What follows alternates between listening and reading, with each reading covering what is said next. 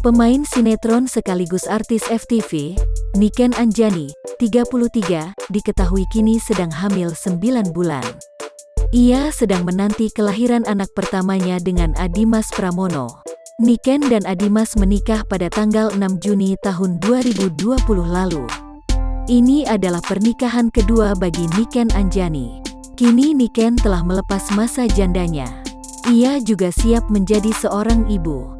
Di pernikahan sebelumnya, Niken dan Rama tak memiliki buah hati. Baru setelah menikah dengan Adimas, kini Niken akan menjadi orang tua. Bahagia akan segera memiliki anak, Niken beberapa kali membagikan potret kehamilannya. Baru-baru ini, ia berkumpul bersama sahabat terdekatnya untuk babycation.